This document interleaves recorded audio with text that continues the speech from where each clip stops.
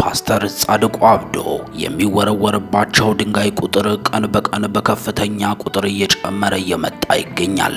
ከምንም በላይ አስገራሚው ነገር ደግሞ እነዚህ ድንጋዮች የሚወረወሩት የፓስተሩ የቅርብ ሰዎች ናቸው ከሚባሉ ሰዎች ሳይቀር በመሆኑ ነው ጉዳዩን ይበልጥ አግራሞት ያስጫረበትም። ፓስተር ጻድቁን ምን ገጠማቸው? እነዚህ ሁሉ ድንጋይስ መቋቋም ይችሉ ይሆን? ይሄንን ሁሉ ዋጋስ የሚከፍሉት ለማን ይሆን? ሻሎም ሚዲያም ከተለያዩ ወገኖች ያገኘቻቸውን መረጃዎችን አጠናቅራ መልስን ይዛለችም። በአብሮነት ቆይታችሁ በዝርዝር የምትሰሙት ይሆናል። የሰሙትን ሁሉ ሐዘን ውስጥ የከተተና የክርስቲያኖች ስቃይ እስከ መቼ ያስባለ የበዙ ቁጥር ያላቸው አገልጋዮችና አማኞችን ሕይወት የቀጠፈ አስደንጋጭ ክስተት መከሰቱንም ሻሎም ሚዲያ ሰምታለች። የሰማነውን ሰዓቱን ጠብቆ ወደ እናንተ ይደርሳል። ጌታ ለዘመኑ የኢትዮጵያ ቤተክርስቲያንና አገልጋዮች ተዘጋጁ ሲል አስቸኳይ መልእክትን በባሪያው በኩል ማድረሱን ሰምተናል። ልትሰሙት የተገባ ነውና በሰዓቱ ወደ እናንተ ይደርሳል። በተለያዩ ሃይማኖታዊና ማህበራዊ ጉዳዮች ላይ አነጋጋሪ ሐሳብን በመስጠት የሚታወቁት ቄስ ግርማ በሌላ ባስቆጣቸው ጉዳይ ተመልሰዋል። ቄስ ግርማን በቁጣ ያመጣቸው ምንድነው ለሚለው ጥያቄ በቪዲዮ ምላሽ ይዘናል። በቆይታችሁም የምትሰሙት ይሆናል።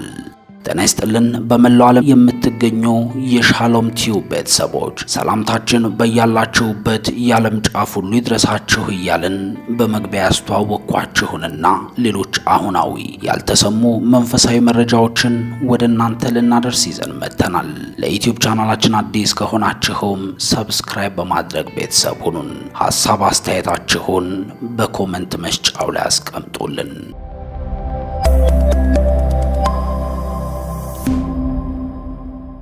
በቅድሚያ ስሙት ወዳልነው መረጃ ተሻገርን። የኢትዮጵያ አማኑኤል ህብረት ቤተክርስቲያን ህጋዊ ይዞታዋ በይፋ መመለሱ ተሰምቷል።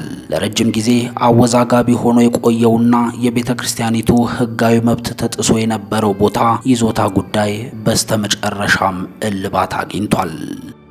የአማኑኤል ህብረት ቤተክርስቲያን በአዲስ አበባ ከተማ አስተዳደር አማካኝነት በቂርቆስ ክፍለ ከተማ ወረዳ 02 ለስርዓተ አምልኮ ማስፈጸሚያ የሚሆን ቦታ ተረክባ የሚጠበቅባትንም የካሳ ክፍያ በሙሉ ፈጽማ ነበር።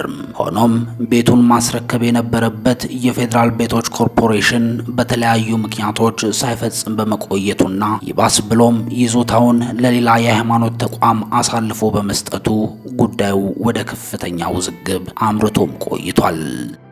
የኢትዮጵያ አማኑኤል ህብረት ቤተክርስቲያን ፕሬዝዳንት መጋቢ ጌታሁን ታደሰ የቤተክርስቲያኒቱ ህጋዊ ይዞታ መመለሱንም በይፋ አረጋግጠዋል። ፕሬዝዳንቱ ይህ ውጤት እንዲገኝ ላበረከቱ አካላት ባስተላለፉት የደስታ መግለጫ የሚከተሉትን አመስግነዋል። ለኢትዮጵያ ወንጌል አማኞች አብያተ ክርስቲያናት ካውንስል፣ ለኢትዮጵያ ወንጌል አማኞች አብያተ ክርስቲያናት ህብረት፣ ለኢትዮጵያ የሃይማኖት ተቋማት ጉባኤ፣ ለአዲስ አበባ ከተማ አስተዳደርና ከጎናቸው ለቆሙ አጋሮች ሁሉ ምስጋና አስተላልፈዋል። ይህ ውሳኔ የሃይማኖት ተቋማት ህጋዊ ከይዞታቸው ተከብሮ ስርዓት አምልኳቸውን ያለ ስጋት እንዲያከናውኑ የሚያስችል ሲሆን በተቋማት መካከል የሚፈጠሩ የይዞታ ጥያቄዎችን በውይይትና በህግ አግባብ መፈታታቸው ለዘላቂ ሰላም ያለውን ፋይዳ የሚያሳይ ነው ተብሎለታል። መረጃችን እንደቀጠለ ነው። በጂፒኤሱ መድረክ በቄስ ገመቺስ ደሃን አስመልክቶ የተነገረው ንግግር ያስነሳው ውዝግብ አሁንም እንደቀጠለ ነው። በተለያዩ ሃይማኖታዊና ማህበራዊ ጉዳዮች ላይ አነጋጋሪ አወዛጋቢ ሐሳብ ይሰጣሉ በሚል የሚጠቀሱት ቄስ ግርማ በቁጣ የቄስ ገመቺስ ንግግር ላይ ሐሳብ ሰጥተዋል። ዋና ሌባ ደሃ ሳይሆን ሀብታም ነው። ገመቺስ የገዛውን ካምፕሪጅ አካዳሚ ሽጦ የሄደው እኮ ያኛው ሌባ ነው። ትልልቅ ሌብነት የሚያከናውነው ሀብታም ነው። አገር የሚሸጥ ማንሆንና ደሃ ቢሰርቅ እርቦት ነው ሲሉ ነው ፓስተር ግርማ የተሰሙትም። ዋናው ሌባ ደሃ ሳይሆን ሀብታም ነው። ደሃ ቢሰርቅ እርቦት ነው የሚሰርቀው። ሀገር ሊያጠፋ አይደለም፣ ሀብት ሊያካብት አይደለም። ይኸው መንግስት የመንግስት ንብረት የሚሰርቁትን፣ ግብር ያጭበረበሩትን፣ መሬት የሚሸጡትን ይዞ እያሰራቸው አይደል? ሀገር የሚሸጥ ማን ሆነና? ኢቭን ገመቺስ የገዛው የካምብሪጅ አካዳሚ ሽጦ የሄደው እኮ ወያኔ ነው ሲሉ ሐሳባቸውን ገልጸዋል። ያንን ትልልቅ ሌብነት የሚያከናውን ማን ስለሆነ ነው ደሃ ሌባ ነው በሽተኛ ነው የሚባለው ሲሉም ጠይቀዋል። ሐሳባቸውን ጥቂት በቪዲዮ እነሆ እናስደምጣችሁ። ዋና ሌባ ደሃ ሳይሆን ሀብታም ነው። ዋና ሌባ ደሃ ቢሰርቅ ርቦት ነው የሚሰርቀው። አገር ሊያጠፋ አይደለም፣ ሀብት ሊያካብት አይደለም። ይኸው መንግስት ይዞ እያሰራ አይደለም እንደ በአርቲፊሻል ኢንተለጀንስ ደርሶባቸው ግብር ያጭበረበሩትን፣ የመንግስት ንብረት የሚሰርቁትን፣ መሬት የሚሸጡትን አገር የሚሸጥ ማን ሆኖና ነው? ኢቭን ዶክተር ገመቺስ የገዛውን የካምብሪጅ ኮሌጅ ቦታ እኮ የሸጠው የሄደው እኮ ወያኔ ነው። ያንን ትላልቅ ሌብነት የሚያከናውን ማን ስለሆነ ነው? ደሃ ሌባ ነው፣ ደሃ በሽተኛ ነው የሚባለው? ትላልቅ በሽታ ደሃ ነው የሀብታም ነው? እነ ሱካር በሽታ፣ እነ ግፊት፣ እነዚህ ሁሉ የሀብታም በሽታ የሚባለው። አሁን በሽታ ለድሃም ለሀብታምም ልትሰጥ አትችልም። ድሃ በሽታ ቢኖር ኮንታሚኔሽን ጉዳይ ነው፣ ከንጽህና ጉለት የሚመጣ ምንድናቸው እነዚህ ከምግብ እጥረት በእንትን የሚመጡ እነዚህ ምንድናቸው ባክቴሪያ የሚከሰቱ ነገሮች ናቸው። እንደገና የምግብ እጥረት ቢሆኑ ነው። አሁንም መረጃዎቻችን ቀጥለዋል። ወደ ሌላኛው በመግቢያው ዳስተዋወቅኳችሁ መረጃ ተሻግሬ ያለሁኝ። ፓስተር ጻድቁ አብዶ የሚወረወርባቸው ድንጋዮች ቁጥር ቀን በቀን በከፍተኛ ቁጥር እየጨመረ እየመጣ ይገኛል። ከምንም በላይ አስገራሚው ነገር ደግሞ እነዚህን ድንጋዮች የሚወረውሩት የፓስተሩ የቅርብ ሰዎችም ሳይቀሩ መሆናቸው ነው። የካውንስል ህብረቱ ውስጥ በአመራርነት እያገለገሉ የሚገኙት ፓስተር ጻድቁ አብዶ ከሌሎች ጊዜያት በተለየ መልኩ የተቃውሞ ድንጋዮች እየተወረወረባቸው ይገኛል። ይህን በፓስተሩ ላይ በመሰንዘር የሚገኘው ተቃውሞ ሁለት ጎራዎችን መፍጠሩንም ሚዲያችን መመልከት ችላለችም። ፓስተሩ ላይ ተቃውሞ ያስነሳው ጉዳይ ከዚህ በፊት እንደ ህብረት የሚቃወሟቸው ልምምዶችን የሚደረግባቸው አዳራሾች ላይ አብዝቶ መታየታቸው እንደሆነ ነው ሐሳብ ሰጪዎቹ የሚያነሱትም። የካውንስል ህብረቱ ለፈውስ በሚል ቁሳቁስ ከሚሸጡ ጋር ህብረት የለኝም እያለ በዚህ ልምምድ ውስጥ ካሉ ባለአዳራሾች ጋር ፓስተሩ አብዝተው መታየታቸው ያለ ምክንያት እንዳልሆነም የሚጠቅሱ ቁጥራቸው በርከት ብሎ ታይቷል። በብዙዎቹ ከሚጠቀሱት ምክንያቶች መካከል የካውንስል ህብረቱ ምርጫ በመድረሱ ምክንያት ድጋፍ ለማግኘት ነው የሚለው ሐሳብ ሲደጋገምም ታይቷል። ቀደምት በሚባሉት የአማኝ ህብረት ውስጥ ያን ያህል ህዝባዊ ማዕበል ስለሌለ ወደዚህ መጠጋቱን ምርጫ ሳያደርጉት አልቀረም ነው የሚሉት አስተያየት ሰጪዎቹም። እንደነ ቴድሮስ ጫኔ አይነት መንፈሳዊ ጉዳዮች ላይ የሚጽፉ ወገኖችም ማህበራዊ ሚዲያ ላይ መጽሐፍ ቅዱሳዊ የሆኑ ልምምዶችን፣ ተግባሮችን በመቃወም ከሚታወቀው አቤል አቡና ጋር ፓስተሩን አነጻጽረው ሲጽፉም ተመልክተናል።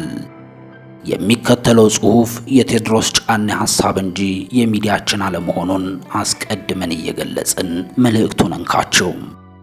ቴድሮስ ተጫኔ ከፓስተር ጻድቁ አቤል አቡና ይሻላል ሲል ነው ጽሑፉን ጅማሮ የሰጠው። እርሳቸው በዕድሜ የገፉ አባት ናቸው። ብዙ ዘመን አገልግለዋል። ሐሳውያንንም ሲቃወሙ እናውቃቸዋለን። ነገር ግን አሁን ከወንጌል ወንበር በልጦባቸዋል ነው የሚለው ቴድሮስ ተጫኔ በመልእክቱም። መልእክቱንም ሲቀጥል የካውንስሉ ፕሬዝዳንት ወይንም ዋና ጸሐፊ ለመሆን የማይፈነቅሉት ድንጋይ የለም ነው የሚለው። ይሄ ወንበር የማግኘት የውስጥ ጥሪና ብርቱ ጥረታቸው ጥሪትና ተከታይ ወዳፈሩ ሐሳውያን መንደር ጭምር እንዲያማትሩ አድርጓቸዋል ነው የሚለው። ሰሞኑንም ቀደም ሲል ሲቃወሟቸው የነበሩትን ሐሳውያንን መንደር እየዞሩ ያካሄዱትን የምረጡኝ ዘመቻ ሁላችንም ተመልክተናል ሲል ቴድሮስ ተጫኔ ሐሳቡን ይቀጥላል። አሁን ለጋይ ጻድቁ ዋናው ነገር ወንበር ነው። ስለዚህ በሐሳውያን ላይ ዝምታን መርጠዋል። ሲያልፍም ድጋፍ ለማድረግ ወደ ኋላ አላሉም ብሎ የአቤል አቡናን ስም ይጠቅሳል። አቤል ወጣት ነው። የአገልግሎት ልምዱም ገና አልዳበረም። ነገር ግን ዓላማው ወንጌልና ወንጌል ነው። ብትመክረው የሚሰማ፣ ቀርበ ስታወራውም ከወንጌል ውጪ ምንም ሸክም የማይታይበት ወንድም ነው። ሐሳውያንን ሲቃወም ይሄ መጣብኛል፣ እንትን ላጣ እችላለሁ ወዘተ ብሎ ጥቅሙን አያሰላም። ነገር ግን ሐሳውያንን በስማቸው ጠርቶ ግብራቸውን በልኩ መግለጥ ስድብ የሚመስላቸው አንዳንድ የሐሳውያን ተከታዮች ተሳዳቢ ነው ይሉታል። እርሱ ግን ግንባሩን አያጥፍም። የኔ ምርጫ በበኩሌ ምድራዊ ትርፉን አስልቶ ዝምታን አልፎም የሐሳውያንን ስልት ደጋፊነትን ከመረጠው ከፓስተር ጻድቁ ይልቅ ከነክፍተቱም ቢሆን የአቤል አቡና ፊት ለፊት ተጋፋጭነት ይሻለኛል ሲል ቴዎድሮስ ተጫኔ በጉዳዩ ላይ ሐሳቡን ሰጥቷል። ከዚህ በተቃራኒ ደግሞ የፓስተር ጻድቁን አብዶ ተግባርን የደገፉትና የእውነተኛ የሃይማኖት አባት ተግባር ነው የፈጸሙት ማንንም በማግለልና በማሸሽ የሚመጣ ለውጥ አለመኖሩን ስላመኑ ሊደነቁ ይገባል። የእሳቸው አይነት ሃይማኖት አባት ያጠፉ ልጆች ቢኖሩ እንኳን ቀርበው ሊመክሩና ሊገስጹ የተገባቸው እንጂ ስሜታዊ ሆነው አግላይ እንዲሆኑ መጠበቅ የለብንም ሲሉ ነው ድጋፋቸውን ያሰሙትም። ሐሳባቸውን ሲያጠቃልሉም ቡድነኝነትና አግላይነት በሚታይበት በዚህ ሰዓት ወደ ሁሉም እኩል የሚቀርቡ አባት በማየታችን ፓስተር ጻድቁ አብዶን ልናመሰግን ይገባል ሲሉ ነው የተደመጡትም። ወደ ቤተሰቦቻችንም በጉዳዩ ላይ ሐሳብ ስጡበትም።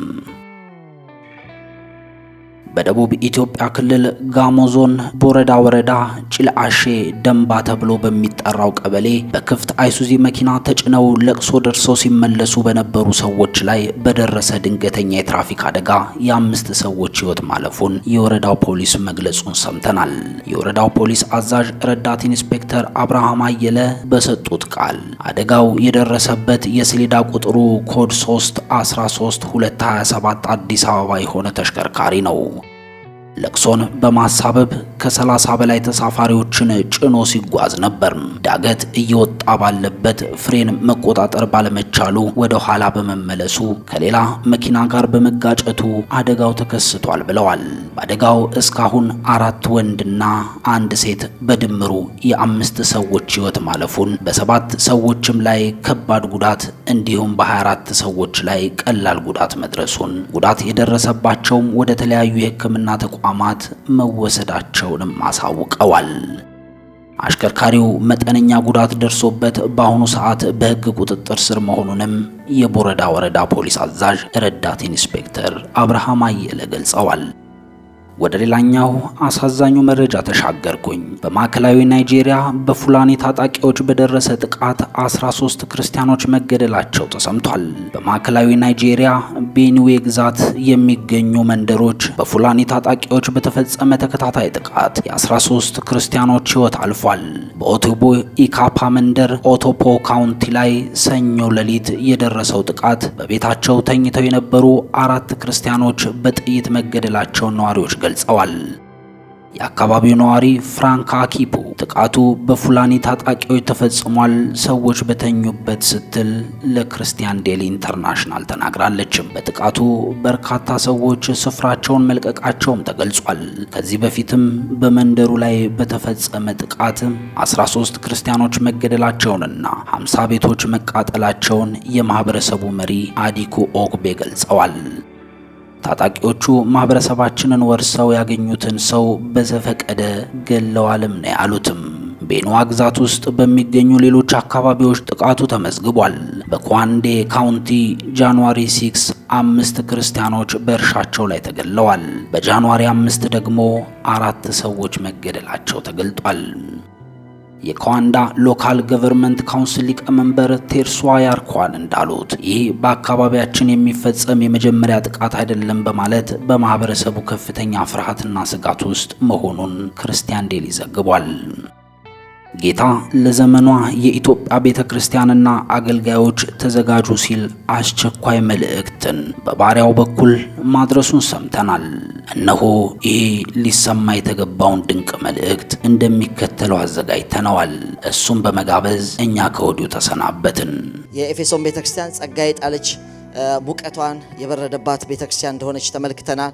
ከዛ በኋላ ሰምርኔስ በመከራ ውስጥ በድህነት ውስጥ የምታልፍ ግን ደግሞ እግዚአብሔር ፊት ባለጠጋ የሆነች ሀብታም የሆነች የመንፈሳዊ ሀብት የሞላባት ቤተክርስቲያን እንደነበረች ምንም ያልተነቀፈች እንደሆነች ስድብ በሰው ፊት ቢኖርባትም እግዚአብሔር ፊት ስድብ የሌለባት ነቀፌታ የሌለባት ቸርች እንደነበረች አይተናል። እግዚአብሔር የባረካት አይነት ቸርች ነች። እንደዚህ አይነት ቸርች ምድር ላይ አለች ማለት ነው። አሁንም አይነቶቹን ነው እየተናገርን ብያለሁ።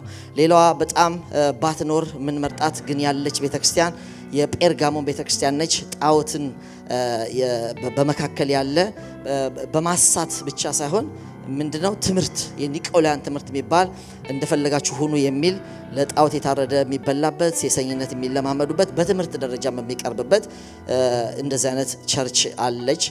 የጴርጋሞን ቤተክርስቲያን ነች። ስለዚህ እሷ ላይ የመጣውን ነቀፌታ እዛም ግን ደግሞ ጥቂት ሰዎች ራሳቸውን የጠበቁ እንዳሉ እንደ አንቲጳስ የመሰሉ ደግሞ በመስዋዕትነት ለጌታም የተሰዉ ሰዎች የነበሩባት ቤተክርስቲያን እንደሆነች ተመልክተናል።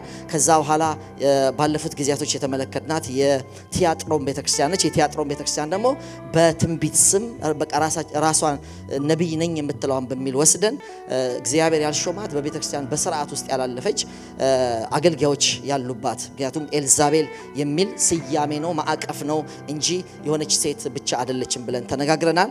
ኤልዛቤል ከብሉይ ኪዳን የአካም ሚስት ከነበረችውና ነቢያትን ስትገዳደር ከነበረች ኤልዛቤል ከምትባል የታወቀች መንፈሳዊ ነገር የምታጠፋ ከመንፈሳዊ ነገር ጋር ሰርጎ ገብታ ከእስራኤል ጋር ተጋብታ ከአካብ ጋር ተጋብታ በሙሉ የእስራኤል መልካም ነገሮች ስታጠፋ የነበረች ጣዖት ያስፋፋች እንደሆነች ተነጋግረናል።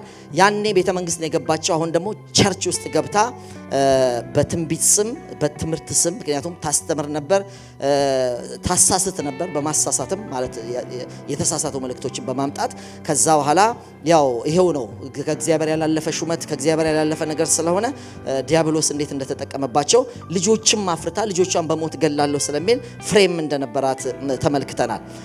ከዛ በኋላ ወደ ሰርዴስ ነው የተመለከትነው።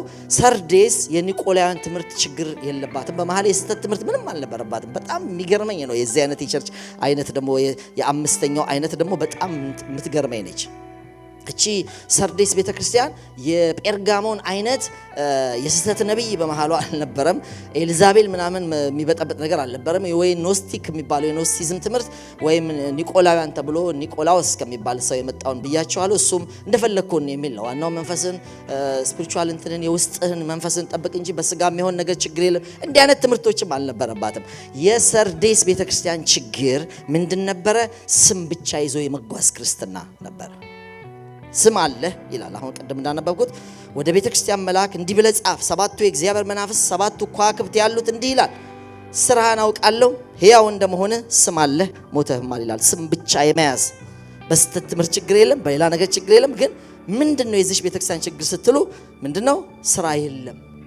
ስራ የለም ማለት ይሄ የምናምነውን ነገር የመተግበር ነገር ብዙ አትመለከቱም ማለት ነው። ፍጽምና ወይም ስራ በአምላክ የፊት ፍጹም ሆኖ አላገኘሁትም ይላል። ወገኖቼ እንዲህ አይነት አለ። ስማችን የማይመጥን ክርስትናችን የማይመጥን ጴንጤ መሆናችን የማይመጥን ነገር ሲበራከት ሰርዴስ ነው ምሳሌነቷ። ያቺ ቤተክርስቲያን ምሳሌነቷ ሰርዴስ ነች። በሰርዴስ እንደዛ ነው የሆነው። የተወሰኑ ነገሮችን በዚህ ውስጥ አንድ ሶስት ነገሮች ዋና ኢምፖርታንት የሆኑ ነገሮችን አነሳለሁ። በተለይ ከመዳሰስም አንጻር ስለሆነ ምንድነው? ስም አለ ሞተህማል፣ ስራ በአምላክ የፊት ፍጹም ሆኖ አላገኘሁትም የሚልና የነቃውን ሊሞቱ ያላቸውን የቀሩትን ነገሮች አጽና ይላል። እስቲ ሊሞቱ ያላቸውን በሉ። ምን ማለት ነው? ቀስ እያለ እየሞተ ፌል እያረገ መጥቶ የተወሰኑ ነገሮች ደግሞ እጁ ላይ ቀርተዋል። ግን እነሱም ራሱ ሰልፍ ይዘዋል ነው እያለው ያለው። አየ እየጣልክ መተ ጸሎት ነበር ትቷል፣ ቅድስና ነበር ትቷል፣ ጾም ነበር ትቷል፣ ሙቀት ነበር፣ ግለት ነበር፣ እየጣለ የተወሰነ ነገር ደግሞ ቀርቷል። እሱም ሊሞቱ ያላቸው ሰልፉ ላይ ያሉትን አድን ይለዋል። አይሽ እንደ አይነት ቸርች አለች። ሌላ ነውጥ የለባትም። እነዚህ የተጠቀሱት በሙሉ በሌላ ስድብ ምናምን እንደ ሰምርኔስ የለባትም። ግን ምንድነው የዛ ቤተክርስቲያን ችግር ስትሉ ምንም ስራ የለም። በቃ ስም ብቻ ተሸክሞ ጴንጤ ብቻ ተሸክሞ መኖር ነው የዛ ቤተክርስቲያን ችግር። ሁለት ነገሮች አንድ ላይ ተነስተዋል እዚህ ጋር። ይሄ ወዴት አምጥቷቸዋል? አንደኛ ከምጽአቱ ጋራ ዳተኛ እንዲሆኑ አድርጓቸዋል። አይገርማችሁ? የሰርዴስን ቤተክርስቲያን ከምጽአቱ ጋራ በተገናኘ ዳተኛ አድርጓቸዋል። ሁለተኛው ደግሞ ባለፈው አነሳዋለሁ ብዬ ተናግሬያለሁ። በነጭ ልብስ ድል ለነሳው በነጭ ልብስ ይጎናጸፋል። ቁጥር 5 ላይ ስሙንም ከሕይወት መጽሐፍ አልደመስስም። ይሄ ጥቆማ ምንድነው የሰጠን? ስማችን አንዴ ስለተመዘገበ ማንም ምንም አያረገንም የሚል ዋን ሴቭድ ኦልዌይስ ሴቭድ የሚል ትምህርት አለ ብያቸዋለሁ። እሱን እናነሳለን። ሰርዴስ ውስጥ ነው የተነሳው። ከሰርዴስ ጋር አብሮ እዚህ የሚጠቁመን መሰላችሁ? እዚህ የተጻፉ ጽሁፎች ቸርች ውስጥ በስፋት ትምህርቱ ነበረ ማለት ነው። ምንድነው? ተመዝግበናል። በቃ ስማችን አንዴ ተጽፏል። እግዚአብሔር 10 ጊዜ ላጲስ የለውም እንደዚህ እየሰረዘው። ኦፍ ኮርስ እግዚአብሔር ላጲስ የለውም። በኋላ በደንብ እናነሳዋለን። በጣም የሚገርመው ግን እቺ ቤተክርስቲያን እንዳልኳችሁ ስራ የላትም። ዝም ብሎ በቃ ነገሯን የተወች፣ ሙቀቷን የተወች፣ ግለቷን የተወች፣ የነበራትን መልካም ነገሮች ቸርች ውስጥ የሚታዩትን ቸርች የተመሰረተችበት ዋና ነገሯን እየተወች የመጣች በስም ብቻ ያለች። አንዳንድ ስም አያስደነግጣችሁ? ኮቪድ ላይ በጣም የሚያስቁኝ ስሞች መጥተው ነበረ። እሱ ነገር ቢኖርም ራሱ ደስ ይለኝ ነበር። ፈልቶ የቀዘቀዘ የቃሉ ወተት ቤተክርስቲያን የሚል ሰምታችሁ? በኋላ ውሸት ነው ብለውኛል። እስቲ ፈልቶ የቀዘቀዘ በሉ። ሰርዴስ እንደዛ ነው። ፈልቶ የቀዘቀዘ የቃሉ ወተት አይኖ በኋላ የለም ብለዋል። ዝም ብሎ ነው ከነ ታፔላው እንደለጠፉት አስታውሳለሁ። ግን በኋላ ዝም ብለው ሰዎች ነው ዝም ብሎ ምንድነው በአዶቤ ምናምን ነው የሰሩት ተብሏል። ግን ኤግዛክትሊ እንደዛ ድል ነሺ ድል አድራጊ የሚል አንድ ፒያሳ አካባቢ የነበረ ቸርች አስታውሳለሁ። ሰውየው ባለ ሸጦታል። ያን ነገር ምንም ድል አላረገም። ስማችን የማይመጥን ፈልቶ የቀዘቀዘ ሆነናል። ሰርዴስ እንደዛ የነበራት ነገር የጠፋባት ስም ብቻ የተሸከመች ቸርች ሆናለች። እና ዓለማውያንን በሚያስጠነቅቅበት አይገርማችሁ? አንደኛ ተሰሎንቄ ምዕራፍ 5 ቁጥር 4 ፕሊስ አውጥና እናንብብ። አንደኛ ተሰሎንቄ ምዕራፍ 5 ቁጥር 4 አንድ ላይ ነው የምናነበው ያላችሁ ሰዎች አንድ ላይ እናንተ ግን ብሎ ነው የሚጀምረው። አንድ ላይ አንደኛ ተሰሎንቄ ምዕራፍ 5 ቁጥር 4 ህዝቡ በሙሉ አንድ ላይ ነው የምናነበው።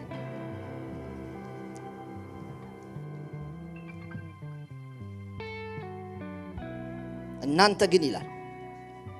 እሺ እንጀምር። እናንተ ግን አንድ ላይ እናንተ ግን ወንድሞች ሆይ ቀኑ እንደ ሌባ ይደርስባችሁ ዘንድ በጨለማ አይደላችሁም፣ ሁላችሁ የብርሃን ልጆች የቀንም ልጆች ናችሁና። እንድገመው።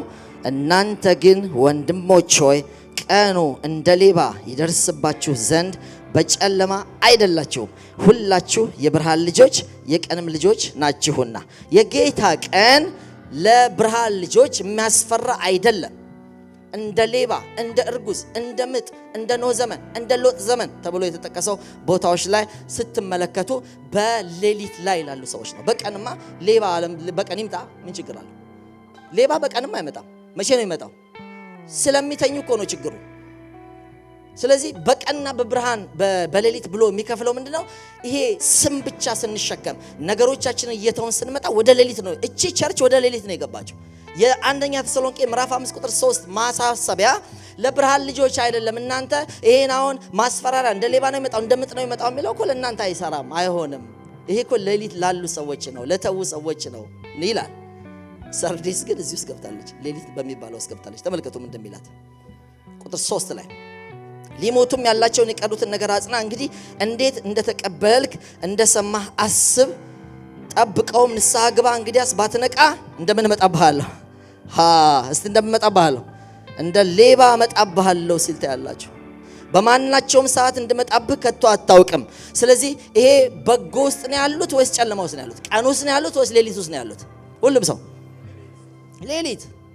እንደ ሌባ ከተጠቀሰባችሁ ልመጣብህ ነው። ምክንያቱም በጣም በኋላ አነጻጽርላችኋለሁ። አሁን እዚህ ጋር ቁጥር 3 የመጨረሻው ላንብብላችሁ። እንግዲህ ባትነቃ እንደ ሌባ እመጣብሃለሁ። እስቲ በሉት። ባትነቃ እንደምን እንደ ሌባ እመጣብሃለሁ። በማናቸውም ሰዓት እንደመጣብህ አታውቅም። እመጣብሃለሁ። በኋላ ፊላደልፊያ ላይ እናነሳዋለን። በጣም ደስ የሚል አንድ ቃል አለ። ቁጥር 11 መሰለኝ ምን ይላል? የትዕግስቴን ቃል ስለጠበቅ እኔ ደግሞ በምድር የሚኖሩትን ይፈትናቸው ዘንድ በዓለም ሁሉ ላይ ሊመጣ ካለው ከፈተናው ሰዓት እጠብቅሃለሁ። እነሆ ቶሎ ብዬ እመጣለሁ ሲልና እመጣብሃለሁ ሲል ይለያያል። አያችሁ፣ ሰርዴስ ላይ እመጣብሃለሁ። ለፊላደልፊያ ግን በኋላ በጥሩ ስለምናነሳት ምንድነው? እመጣለሁ ደስ ይላል። ክብር ለእግዚአብሔር ይሁን። አያችሁ መጣልሃለሁና መጣብሃለሁ በጣም ተለያይቶ በሁለቱ ቸርቾች ላይ ተቀምጧል ማለት ነው። ስለዚህ እንዴት ነው የሚመጣው? እንደ ሌባ። እዚህ ውስጥ በጣም አንዳንዴ ጌታን ስለተቀበልኩ ያኛው ነገር አያመልጠኝም ምናምን የሚሉ እንዳልኳችሁ ቅድም ተጽፍ ያለው ከሚልም ጋር ይገናኛል። ቢመጣም ችግር የለም የሚል ትምህርት ነበረባቸው። መጣብሃለሁ ነው ያላቸው። ለቸርች መጣብሃለሁ። አያችሁ የሆነ ሰዓት የጥምቀት ፎቶ በማሳየት የሆነ ሰዓት ጌታን የተቀበልንበት ዓመተ ምህረት በማሳየት አይሆንም። እንደትይ ጥሩ ነው እንደ ወንጌላዊ ጥሩ ነሽ እግዚአብሔር ያዝልቀልን። መጨረሻችን ድረስ መሄዳለን። እግዚአብሔር በህይወት ይባርከን። እስከ መጨረሻ በመጓዝ እግዚአብሔር ይባርከን። በመጣልሃል ምክንያቱም ጌታን የተቀበሉ ሰዓት በእርግጠኝነት የጌታን መምጣት በደስታ የሚናገሩ የሚዘምሩ ሰዎች ነበሩ። አሁን በመጨረሻ ሰዓት ቸርች ነሽ ግን መጣብሃለሁ ስትባል፣ እንደ ሌባ መጣብሃለሁ ሲባል፣ ለሌሊት ሰዎች ለጨለማ ሰዎች የተነገረው ነገር ቸርች ላይ ሲነገር የህመም ነው። አያችሁ ግን የሰርዴስ አይነት ቸርች አለ። አይነቱ ነው። ጌታ እንደ መምጣት ከተናገረባቸው ጥቂት ነገሮች የተወሰኑትን ከመጽሐፍ ቅዱስ ላይ ስለ መምጣት የተናገረበትን ጥቂት እንመለከታለን። እንደ ሌባ ነው አንደኛው አመጣጥ። እስቲ ሁላችሁም በሉት እንደ ሌባ። ሁለተኛ ጴጥሮስ ምዕራፍ 3 ቁጥር 10 ላይ የጌታ ቀን ግን እንደ ሌባ ሆኖ ይመጣል፣ በዚያም ቀን ሰማያት በታላቅ ድምፅ ያልፋሉ፣ የሰማይ ፍጥረት በትልቅ ትኩሳት ይቀልጣል፣ ምድርም በእርሷም ላይ የተደረገው ሁሉ ይቃጠላል ይላል። ይህ አስፈሪ ነው። ለሌሎች ይህም መስማት ሐዘን ነው። ጨለማው ስላሉ ነው፣ ሌሊቱ ስላሉ ነው። በብርሃኑ ስላሉ ሰዎች በደስታ ነው። ምንም እዚህ ምድር ላይ የሚጓጉበት ነገር ስላሌለ አንዴ ከምድር ጋር ስለተፋታን ስለተላቀቀን ሰማይ ጋር ስለተጠጋን ይሄ ሐዘን አይሆንብንም። ነገር ግን ጴጥሮስ የጌታ ቀን እንደ ሌባ ሆኖ ይመጣል ይላል። በዚያ ቀን ሰማያት በታላቅ ድምፅ ያልፋሉ፣ የሰማይ ፍጥረት ሁሉ በትልቅ ትኩሳት ይቀልጣል ይላል። ሐዘን ነው። ተስፋቸው ምድር ላይ ለሆነ፣ ንብረታቸው እዚህ ለሆነ፣ ልባቸው እዚህ ለሆነ፣ ህይወታቸው እዚህ ለተሰፉ ሰዎች በጣም ሐዘን ነው። የሚቀልጥ አይመስልም። አሜሪካ ትጠፋለች ቢባል ስንት ሰው ነው የሚያዝነው? አንዳንድ ሀብታሞች ሰምቻለሁ አንደርግራውንድ ውስጥ ለ100 ዓመት ምናምን እየሰሩ የት ታመልጣል? ከታች ከላይ ምን የምታመልጥበታል? ምን ቤት ያስመልጣል? ምንም ግልብጥብጡ ነው የሚወጣው። አሮጌው ነገር በሙሉ ይሄ ምድር ያልፋል፣ በትኩሳት ይቀልጣል። ምን ጠብቃት አዲስ ሰማይ አዲስ ምድር ግን ከእግዚአብሔር ከአምላካችን ዘንድ ትወርዳለች። ለዛ የሚሆን ህይወት ያለው እዛ ውስጥ ይገባል። ህይወቱ እዚህ ሆነ እዚሁ ይቀራል። አብሮ ነው የሚቀልጠው ሲባል አብሮ ነው የሚቀልጠው። ምንም ይሄ ያለ ፍርሃት የምንናገረው ነው። ሌላው የጌታ ቀን እንደ ወጥመድ ነው የተጠቀሰው። ሉቃስ ምዕራፍ 21 ቁጥር 34 ላይ ሲናገር ነገር ግን ልባችሁ በመጠጥ ብዛት በስካር ስለ ትዳር በማሰብ እንዳይከብድ ያ ቀን በድንገት እንዳይመጣባችሁ ለራሳችሁ ተጠንቀቁ። በምድር ሁሉ በሚቀመጡ ሁሉ እንደ ወጥመድ ይደርስባቸዋል። እንግዲህ ሊመጣ ካለው ከዚህ ሁሉ ለማምለጥ በሰው ልጅም ፊት ለመቆም እንድትችሉ ስትጸልዩ ሁል ጊዜ ትጉ ይላል። ሃሌሉያ።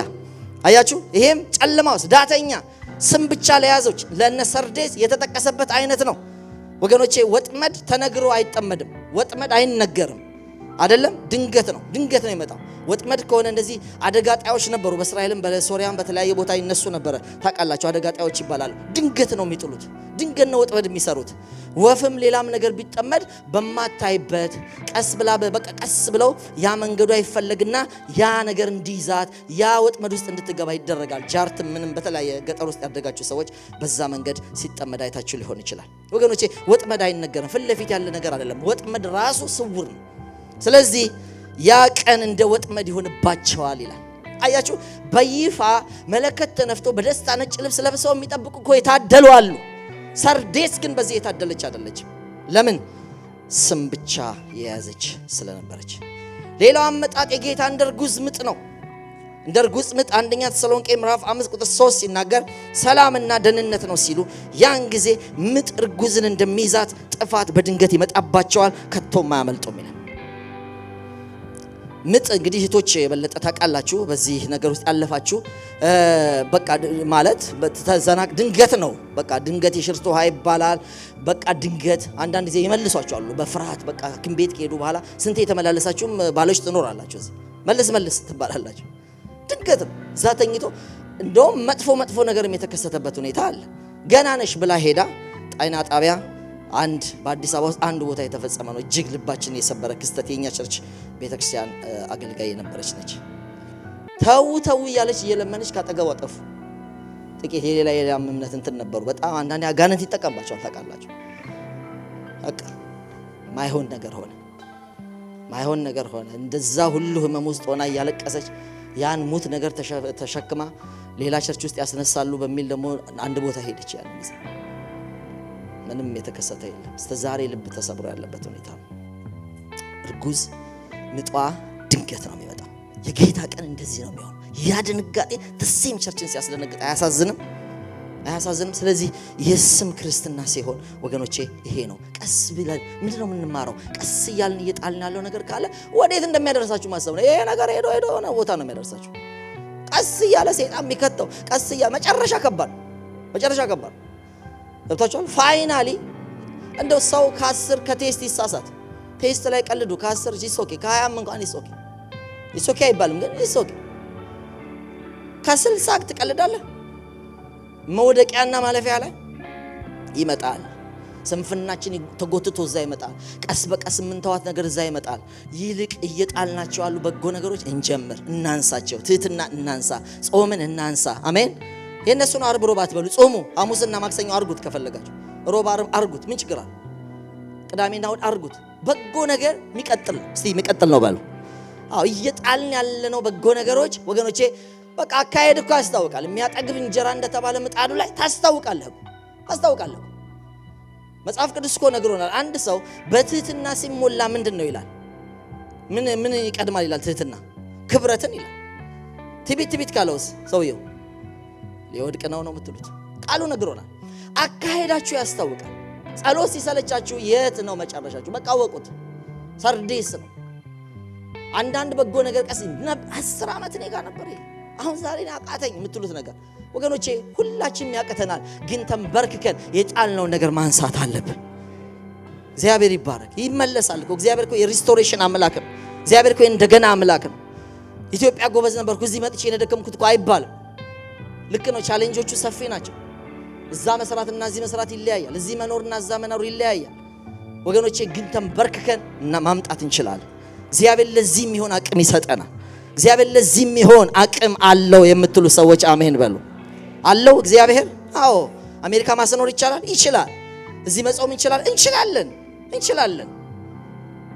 እንዴት ነው ጠዋት ቡና መተው የሚያቅተን? እንዴት ይቺ ትንሽ ነገር ታቅተናለች? እረ ለኢየሱስ ሁሉን እንተዋለን። መሆን ያለብን እንሆናለን። እንዴት ነው ለሌላው ብዙ ነገር ሰተን እኛ ጋር ያቃተን? ወገኖቼ ይሄ የሰርዴስ ባህሪ ነው። መተው አለብን። እግዚአብሔር በረዳን መጎበዝ ነው ያለብን። ድሮ ነበርክ ከሚለው ድሮ ህይወት መውጣት አለብን። ዛሬም እግዚአብሔር በዙፋኑ ላይ አለ። ዛሬ ጸጋ አላለቀበትም። የእግዚአብሔር ጸጋ አያልቅም። ቀስ እያለ እንደ አገራት እንደ አረብ ሀገር ነዳጅ እየተሸረሸረ የሆነ ፐርሰንት ነው የቀረው አይባልም። እግዚአብሔር ጋር የእግዚአብሔር አቅም ሙሉ ነው። አይበደርም። ወደፊትም አሜሪካ እንኳን ብድር አለባት፣ ትልቅ አገር ሆና እግዚአብሔር ብድር የለበትም። እስቲ ባለጸጋ ነው በሉ። ባለጸጋ ነው፣ ሙሉ ለፈለገው አከፋፍሎ አሁንም አያንሰው። ምን እንደሚያስፈልገው ወደ ጸጋው ዙፋን ፊት በእምነት የሚቀርብ ነው የጠፋው። ሰጪ አይደለም ያነሰው። ወደ ጸጋው ዙፋን እስቲ በሉ በምን በእምነት ሃሌሉያ የሚቀርብ ነው የጠፋው። ሌሊቱን ትንሽ ከእንቅልፉ የሚሰዋ ነው የጠፋው። እቺኑ 21 ቀን የምትባለውን 2 ጊዜ የምናረጋትን ጭክን የሚል ነው የጠፋው።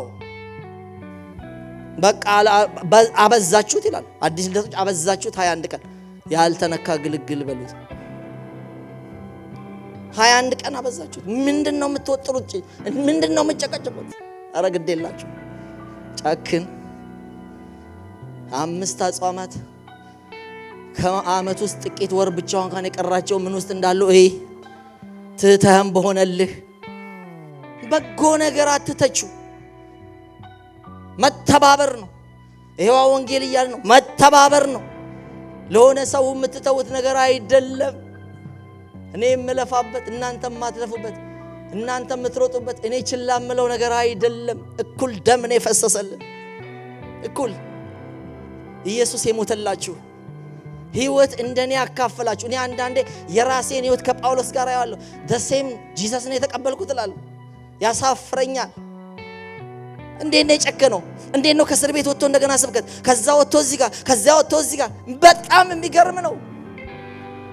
እግዚአብሔር ያድለን። ኩል ጸጋ ተቀብለን ከሆነ እግዚአብሔር በሙቀቱ ይንካን። ስም ብቻ ታፔላ ብቻ የድሮ ነገር ብቻ ተሸክመን አንሄድም ወገኖቼ። እንዲህ አይነት ቸርቾች አሉ። ተረጋግተው የተቀመጡት የታል? ኒቆላውያን አለኛ ማለት የለም። ጴርጋሞን ያለው የነ ማነች ኤልዛቤል አለ የለም ይላሉ። ተረጋግተው ተቀምጧል። አስራት ይከፈላል። ዥዋዥዌ ግቢ ውስጥ አለ አውቃለሁ። አንዳንድ ቸርቾች ሄጄ አገልግያለሁ አዲስ አበባ ውስጥ። እዚህ ከጠራው ጥሩ ስላለ ነው የአዲስ አበባው ይሻለኛል ብዬ ለራሴም ነው ኤግዚት እየሰራሁ ያለሁት። ታብታችኋል። ዥዋዥዌ አለ። በጣም ሀብታም ቸርቾች እኔ 6 ወር ሄጄ አገልግያቸዋለሁ። ባስ ውጭ አለ። ለሽርሽር ልጆቻቸውን ይዘው ባስ፣ ትልልቅ ባሶች።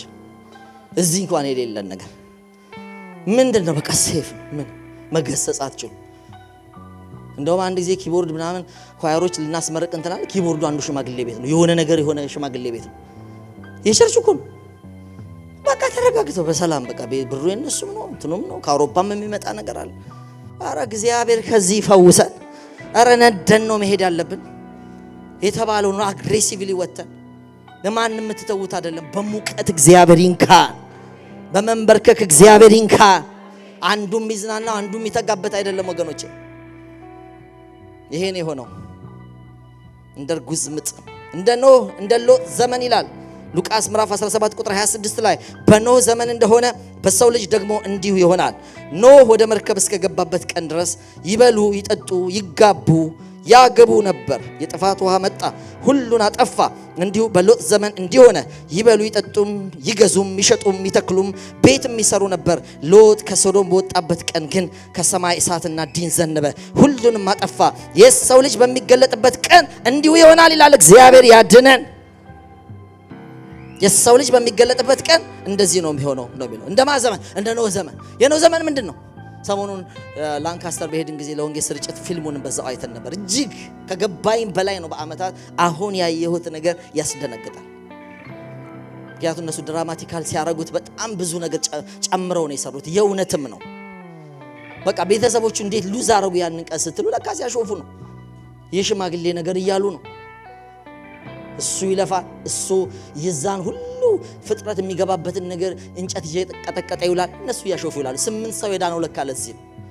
ቤተሰብ ከ8 በላይ አይሆንም። ትልቅ ሰው ነው እሱ። ትልቅ ቤተሰብ፣ በጣም ትልቅ ላርጅ ፋሚሊ ያለው ሰው ነው። ግን ያልገቡት ለካ ሲያሾፉ ነው።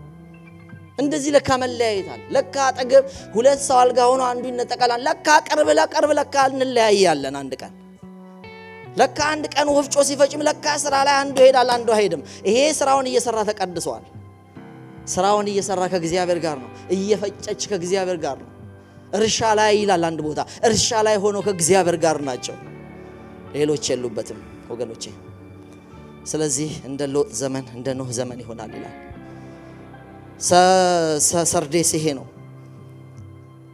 በመጨረሻ ሰዓት እንደ ሌባ እመጣብሃለሁ፣ በማናቸው ሰዓት እንደመጣብህ ከቶ አታውቅም። ነገር ግን ልብሳቸውን ያላረከሱ በሰርዴስ ጥቂት ሰዎች ካንተ ጋር አሉ። የተገባቸው ስለሆኑ ነጭ ልብስ ለብሰው ከኔ ጋር ይሄዳሉ። ድል የነሳው በነጭ ልብስ ይጎናጸፋል፣ ስሙን ከሕይወት መጽሐፍ አልደመስስም ይላል። ወገኖቼ ይሄ ስሙን ከሕይወት መጽሐፍ አልደመስስም ምን አመጣው አለ ማለት ነው። አያችሁ አለ ማለት ስሙን መጽሐፍ ከመጽሐፍ አልደመስስም ማለት ተመዝግበህ ስም የምታጣበት ሁኔታ አለ። ስም የምናጣው እግዚአብሔር ላጲስ ይዞ እያጠፋ እየደለዘ አንልም። እንዲህ አይነት አምላክ አይደለም። ግን በገዛ እጃችን ከዛ ነገር ውስጥ ልናወጣው እንችላለን።